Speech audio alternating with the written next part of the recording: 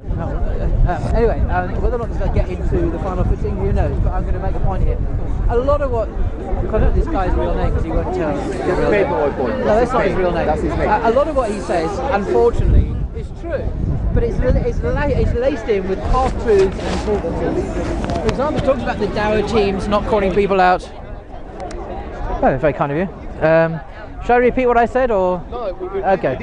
Okay. So, unfortunately, a lot of what he says is laced with half-truths and falsehoods.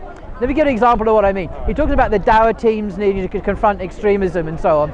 But many prominent Muslims down here have been confronting violent extremists and terrorist scumbags who come down here, like Abu Qasim.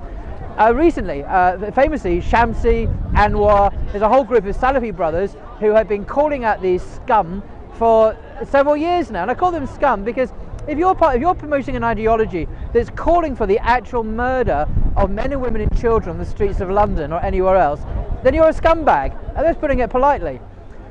Many Muslims like Shamsi and of course myself and others have called these people out, confronted them, refuted them Islamically using the Quran, the Sunnah and the companions of the Prophet with evidences from the original Islamic tradition.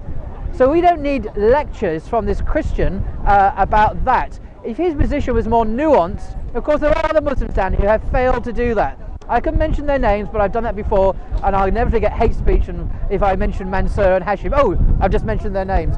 And others in their gang who refuse to confront and call out these people.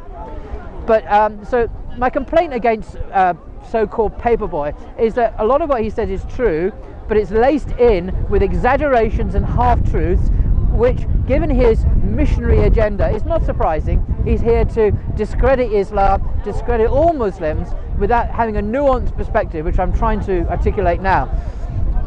As regards Adnan Rashid, well, I'm on record as stating I think he is lying about that incident back in 2003. He should come clean. He should own this issue.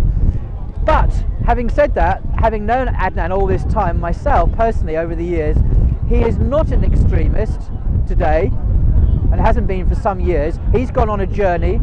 He is not an extremist. He is someone who has disavowed terrorism and extremism on numerous occasions, and the way he gives dawah, the way he speaks about Islam and so on is totally mainstream.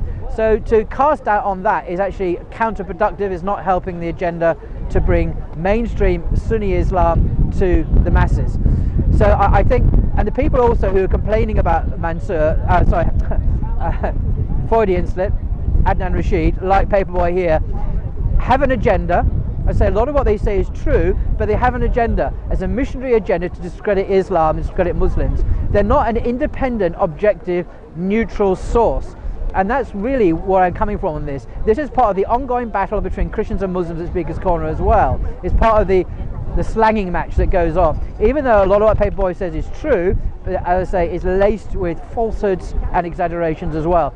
So I'm still waiting for a proper response to the problems we have down here. And by the way, nearly all of these scumbags are gone now. In fact, they've all gone. Suleiman, the only one that hasn't been here for weeks, as far as I'm aware anyway.